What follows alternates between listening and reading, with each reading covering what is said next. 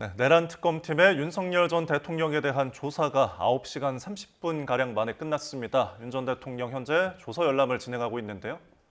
네, 특검 측은 혐의에 따라 추가 조사 가능성이 있다고 밝혔습니다. 내란 특검 진행 상황 그리고 주요 전국 이슈 두 분과 짚어봅니다. 김진욱 전 더불어민주당 대변인 그리고 정광재 국민의힘 대변인 함께하십니다. 어서 오십시오. 네, 안녕하세요. 자, 오늘은 오전 9시쯤에 출석을 해서 6시 34분까지 이뤄졌습니다. 1차 조사 때와 비하면 상당히 지금 순조롭게 진행이 됐다. 특검에서도 그렇게 브리핑을 앞서서 했었는데 어떻게 보십니까? 오늘 조사는? 일단 지난 딱 일주일 전에 있었던 1차 조사 때와 마찬가지로 약간의 신경전은 있었는데 출석하는 모습부터 지금까지 조사하는 과정까지 지난 1차 조사 때하고는 좀 달랐던 부분이 있다면 굉장히 이 조사에 협조적으로 나오고 있다라는 부분입니다. 특히 지난 1차 조사 때 그 체포 방해 혐의에 대한 부분에 있어서는 조사를 1시간 정도 받다가 오후 조사를 거부하는 그런 상황까지 있었는데 오늘은 그 부분에 대해서 오전 3시간 정도의 조사를 순순히 협조적으로 조사를 마칠 수 있게끔 했다라는 부분에 있어서는 평가할 만하고요. 그 이후에 점심 직후에 바로 오후 조사에서도 협조가 이루어져서 오늘 전체적으로 한 9시간 정도의 조사가 이루어졌다고 하는데 이 부분에 대해서는 뭐 평가할 만합니다. 다만 오늘도 여전히 출석하는 과정 속에서 지지자들에게만 손을 흔드는 인사를 하고 여전히 국민들께는 아무런 말씀 없이 들어갔다는 점에 대해서는 굉장히 좀 유감스럽다 이런 말씀을 드려야 될 것 같습니다.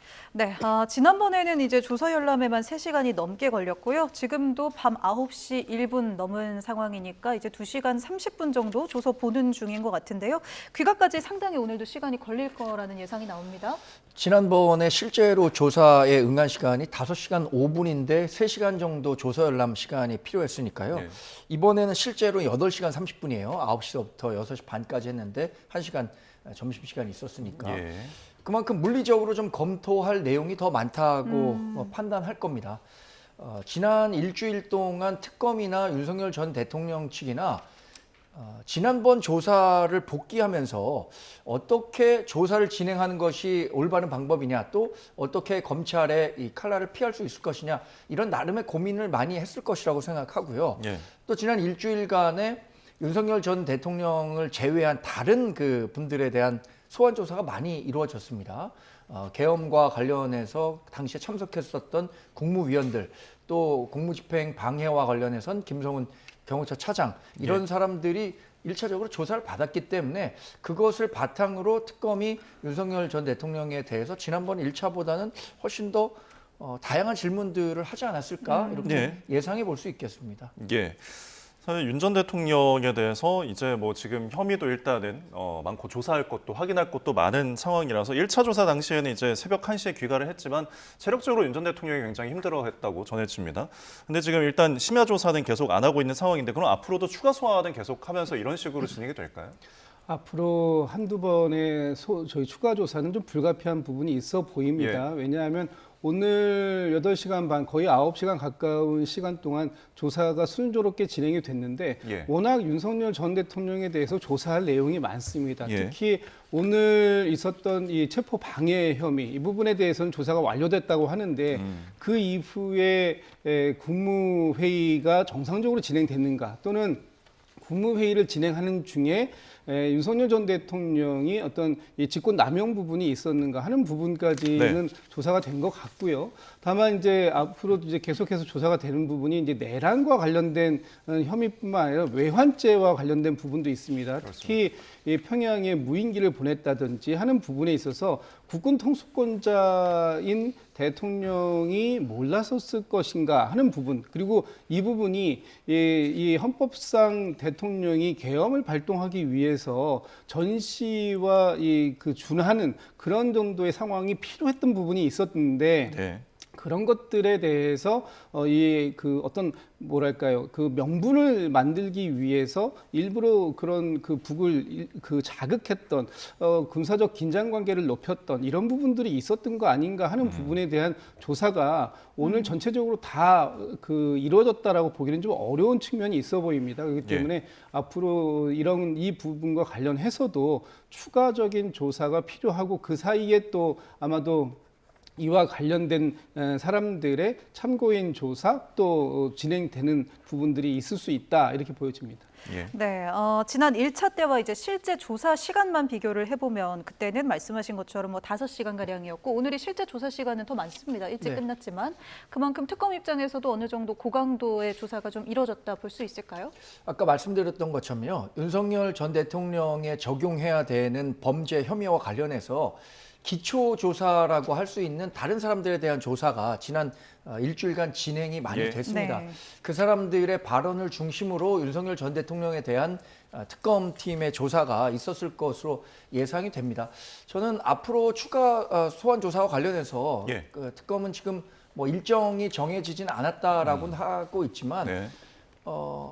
이 특검이 굉장히 오랜 기간 활동 기관이 보장돼 있거든요. 그렇기 때문에 추가적인 소환 조사는 불가피할 것이라고 보고 있고요.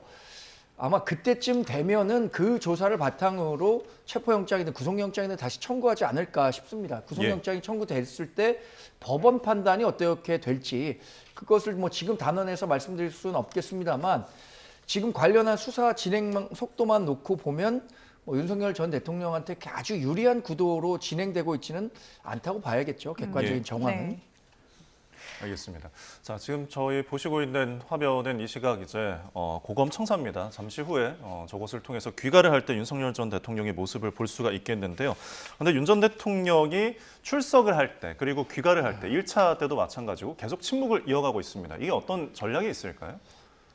앞으로도 여러 차례 나올 가능성이 있고 그 내란 혐의 재판 과정에서도 아무런 공개 발언을 하지 않았습니다. 그리고 본인의 재판이 지금 한창 진행 중이기 때문에 예. 여기서 어떤 이야기를 하는 것이 어떤 본인에게 실익이 있을 것이다라고 판단하지 않았을 가능성이 크겠죠.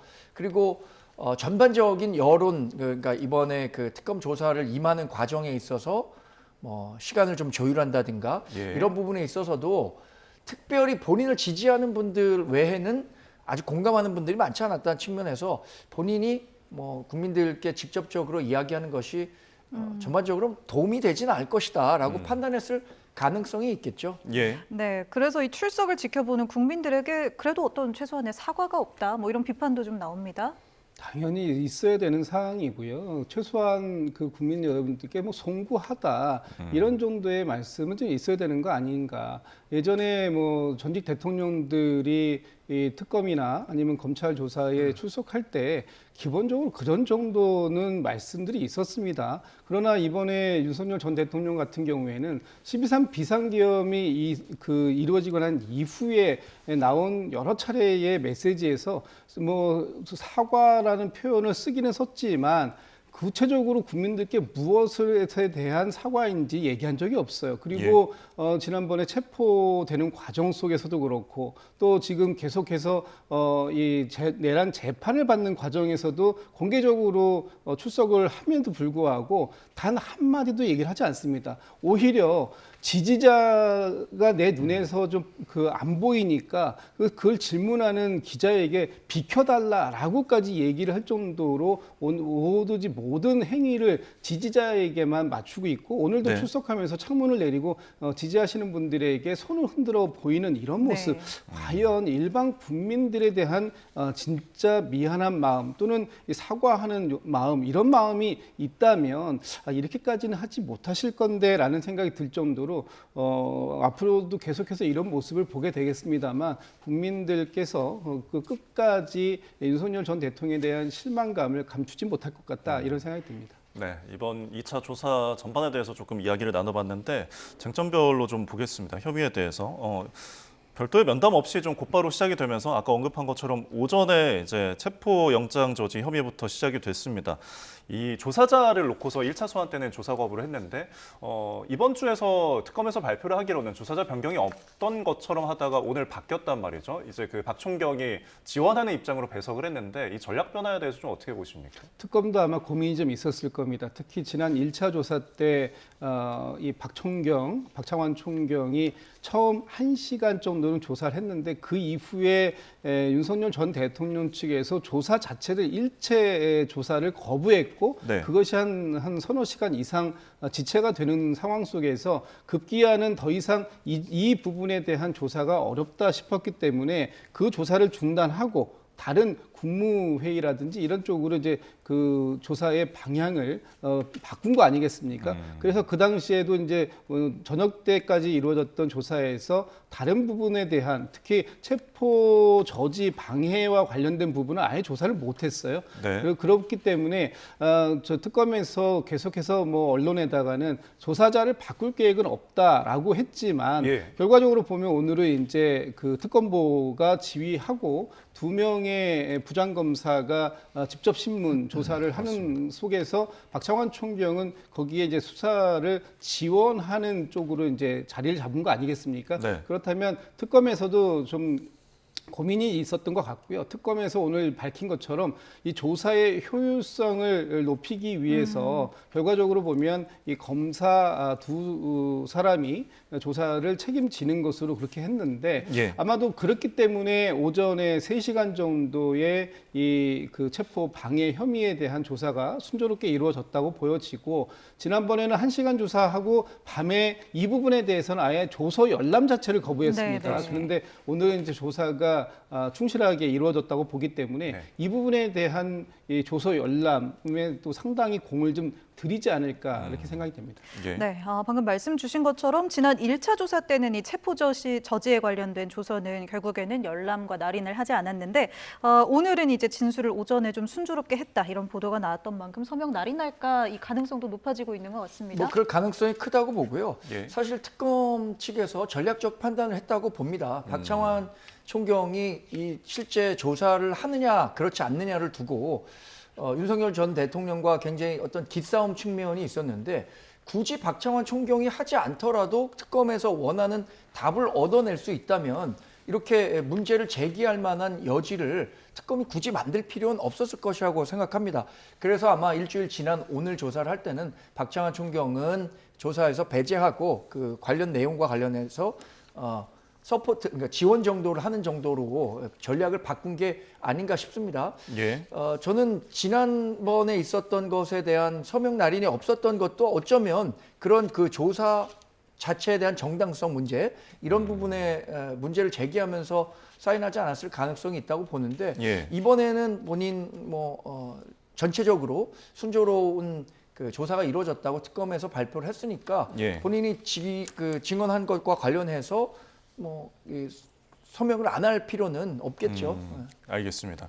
참 이제 체포 저지와 관련해서 오늘은 이제 서명을 할지 그 부분은 저희가 속보가 들어오면 전해드리도록 하겠습니다. 그 결과에 대해서는 자 체포 저지와 관련해서 이번 주에 이제 박정준 전 경호차장과 김성훈 경호처 차장 불러서 조사를 했단 말이죠. 유의미한 진술을 좀 확보를 해서 이것을 활용해서 많은 질문들을 이제 소화를 했을 것으로 보십니까?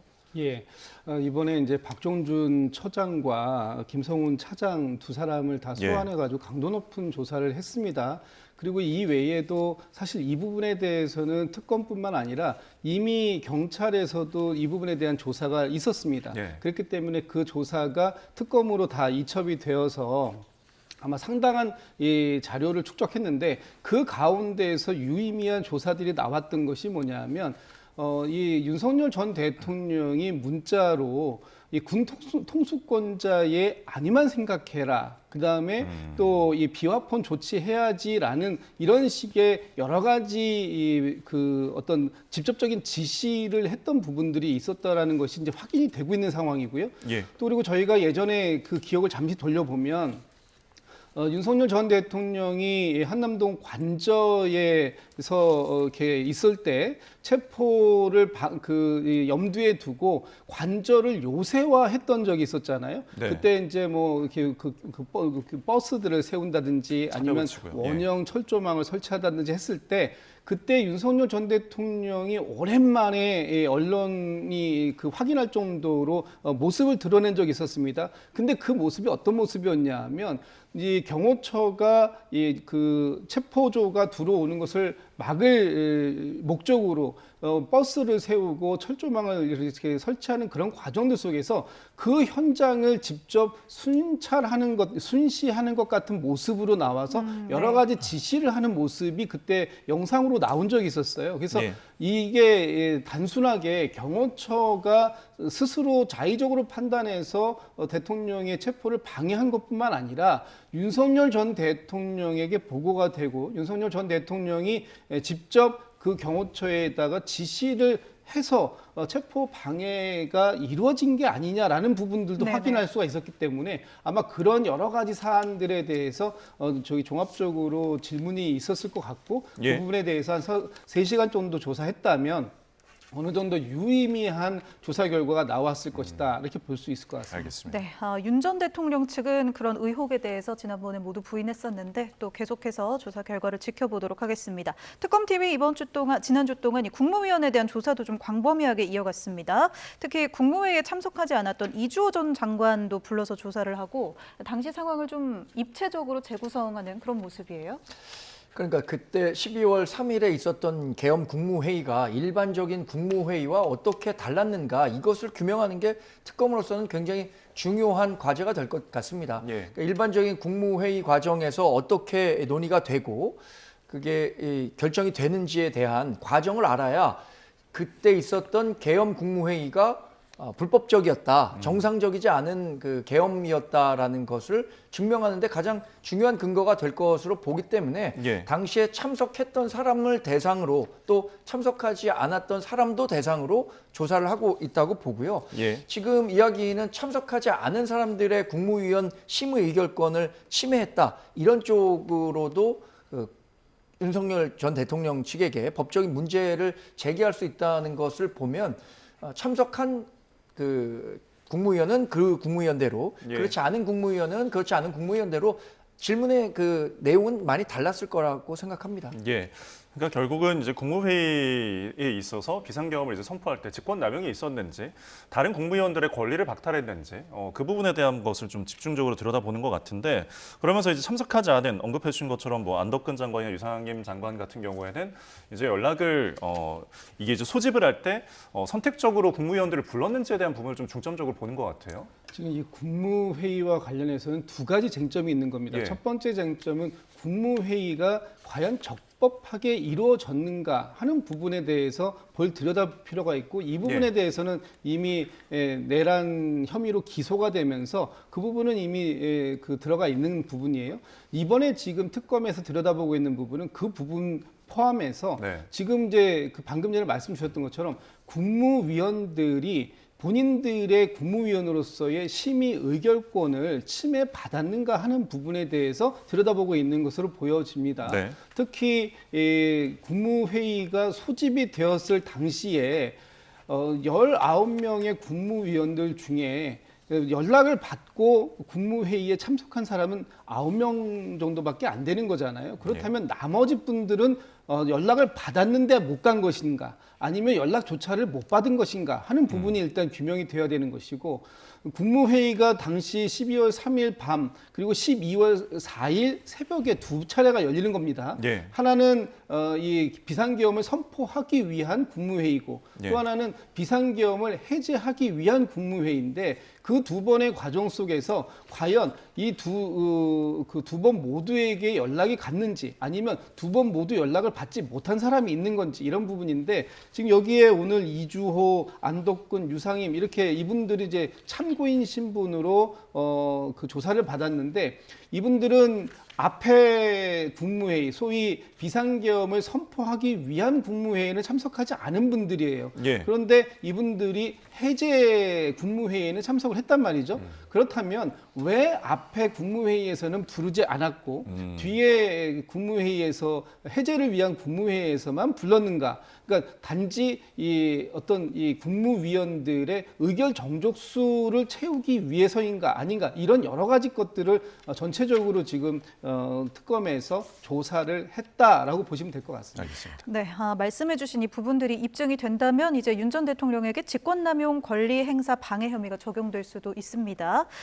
사후 계엄 선포문 작성 그리고 폐기 논란도 좀 벌어지고 있는데 여기에는 한덕수 전 총리가 관여했다는 진술이 또 나왔습니다. 이 부분은 어떻게 보세요? 네, 한덕수 전 총리는 사실 계엄이 비정상적으로 국무회의에서 의결됐다라는 얘기를 하면서 계엄 상황과 관련해서는 본인이 책임이 없다는 점을 계속 강조해 왔었던 거죠. 예. 그런데 경찰 조사나 특검 조사가 진행되면서 한덕수 전 총리의 책임론이 계속 부각되는 모습이에요. 그 가운데 하나가 이제 계엄이 정상적으로 진행된 것처럼 나중에라도 이른바 사후 결재 그 계엄 문건에 대한 사후 결재를 진행했다는 거죠. 실제로 진행이 됐었지만 그것이 법률적으로 문제가 될 가능성이 크기 때문에 그 강희구 부속실장을 통해서 폐기하기로 했다. 이런 부분인데 결국에는 특검이 한덕수 전 총리에 대해서도 내란과 관련해서 동조 또는 방조 혐의를 기소하기 위한 예. 절차를 밟고 있는 것 아닌가라는 판단이 드는데요. 예. 저는 이게 법률적으로 특검이 기소까지 할 가능성은 크다고 보지만 예. 실제로 한 전 총리에 대해서 법원이 내란과 관련해서 동조 방조 혐의까지 적용할 수 있을지는 뭐 조금 시간이 오래 걸릴 문제라고 생각하고요. 그럴 예. 가능성은 또 전 상대적으로 적다고 봅니다. 예, 알겠습니다. 공무위원들의 조사와 관련해서 어떤 혐의들이 적용될 수 있을지, 혐의가 있을지 없을지 부분 짚어봤고요. 이제 한 가지 질문 드리겠는데 지금 외환죄 관련해서 구속영장이 필요하다라는 부분도 좀 일각에서 여당에서 제기되고 있는 것 같아요. 이 부분 어떻게 보십니까? 지금 이제 윤석열 전 대통령이 구속 취소된 상황이기 때문에 이렇게 출퇴근하듯이 이제 자유롭게 행보하면서 조사를 받고 또 재판을 받고 있는데 사실은 지금 이번 12.3 비상계엄 내란 사태와 관련해서 주요 임무를 종사했던 사람들 모두가 6개월 정도의 구속기간이 그 구속기간 동안에 구속된 상태에서 수사도 받고 재판도 받았습니다. 이게 예. 정상적이라고 보여지는 거죠. 그러나 윤석열 전 대통령이 지금 구속 취소가 된 것은 그동안 수십 년 동안 구속 일자를 산정하는 방식이 날짜로 계산하던 것을 시간으로 계산하는 유일한 방식을 택함으로써 네. 윤석열 전 대통령에 대해서 구속을 법원이 취소시켜 준 거 아닙니까? 이 과정이 되게 마땅치 않다라는 거예요. 당연하지 않다라는 겁니다. 예. 특히 윤석열 전 대통령이 받고 있는 혐의가 내란 우두머리 혐의입니다. 그럼에도 불구하고 이렇게 자유롭게 공개적으로 활동할 수 있는 이런 상황들을 만들어준 것은 대단히 잘못됐다는 것이고 지금 계속해서 추가적으로 밝혀지고 있는 내용들만 보더라도 얼마든지 지금 추가적인 구속영장 신청이 가능한 상태다. 그런 부분들을 특검이 판단을 하고 조기에 윤석열 전 대통령의 구속을 통해서 인신을 구속시켜 놓은 상태에서 지금 특검이 3개가 돌아가고 있는데 네. 이 3가지 특검 모두에 윤석열 전 대통령의 간접적 행위가 포함되어 있기 때문에 조사할 내용이 굉장히 많습니다. 그렇다면 지금이라도 특검에서 확인되는 그 혐의들을 가지고 구속영장을 바로 신청을 해야 된다라는 것이 일반 국민들, 특히 민주당을 포함한 일반 국민들의 전체적인 법 상식이 아닐까라고 예. 생각됩니다. 알겠습니다. 자, 이제 국민의힘에서는 이제 또 구속영장에 대해서는 좀 어떻게 보고 계십니까? 내란 행위와 관련해서 구속영장을 다시 청구할 수는 없는 거잖아요. 예. 그래서 이제 직무 외환, 예. 권한 남용이라든가 남용과, 네. 공무집행 방해와 관련한 내용으로 구속영장을 신청해야 하는데 이것이 불구속 상태로 재판을 받아도 돼야 되는 것인지 아니면 그렇지 않은 것인지에 대해서는 법원이 판단할 몫입니다. 물론 예. 저는 특검에서 구속영장을 신청할 가능성은 굉장히 크다고 생각합니다. 그런데 지금 언급한 내란 행위가 아닌 다른 혐의에 대해서도 구속의 필요성을 느끼고 있는지 그건 법원에서 판단할 부분이니까 예. 조금 더 기다려 봐야 할 것이고요. 국민적 법 감정이 그렇다고 해서 그 재판부에서 판단하는 법과 원칙에 어긋나는 구속영장을 발부할 수는 없는 거 아니겠습니까? 예. 알겠습니다. 네, 이렇게 오늘 내란 특검 2차 출석 조사와 관련해서 두 분 이야기 나누고 있는데요. 사실 다른 특검들도 모두 본격적으로 수사에 돌입한 상황이죠. 최상병 특검팀도 이 이른바 뭐 VIP 경로설 여기에 좀 속도를 내겠다 이런 이야기를 했었는데 여기에서 또 소환 조사 가능성 어떻게 보십니까? 지금 당연히 소환 조사는 있어야 될 것 같습니다. 왜냐하면 결과적으로 최혜병 특검법에서 가장 최고의 정점에 있는 것은 윤석열 전 대통령이 이 경로를 했고 그 경로가 결과적으로 이 그 최혜병 사건을 무마시키려고 하는 축소 은폐하려고 했던 그런 결정적인 계기가 된 것 아니냐라고 이제 보는 것이잖아요. 당시에 이 대통령실의 전화번호인 800-7070 전화번호를 통해서 누구에겐가서 전화가 왔습니다. 그 전화를 받고 갑자기 그 수사 결과를 경찰에 이첩했던 것을 다시 회수해 가지고 와야 되는 그런 상황이 만들어졌는데 예. 그 과정 속에서 그 부분에 대해서 저기 정확하게 처리하지 않았다는 것 때문에 박 대령이 이 항명죄로 지금 기소돼서 재판받았던 거 아니겠습니까? 그렇다면 과연 대통령이 그날 회의를 했고 그 회의에서 이 부분에 대해서 아니 이런 식이라면 누가 사령관을 맡을 수 있겠느냐라는 그런 경로를 했는지 안 했는지 그리고 그 경로를 했다라는 것을 김계환 사령관이 들었고 그것을 그 박정훈 대령에게 얘기를 했다라는 것인데 예. 그 진실관계, 사실관계를 정확하게 파악하기 위해서는 최종적으로 화를 낸 사람이라고 하는 경로했다고 하는 윤석열 전 대통령에 대한 소환 조사는 불가피한 부분이 있다. 다만 그에 앞서서 지금 이제 김계환 사령관이라든지 여러 사람들이 지금 조사를 지금 받고 있는 과정이기 때문에 예. 그런 관련자들의 조사가 끝나고 나면 최종적으로는 윤석열 전 대통령에 대한 이 대면 조사 그건 뭐 불가피하다고 보여집니다. 알겠습니다. 네. 특검의 주요 진행 상황들 김진욱 전 더불어민주당 대변인, 정광재 국민의힘 대변인 두 분과 함께 이야기 나눠봤습니다. 오늘 말씀 고맙습니다. 고맙습니다.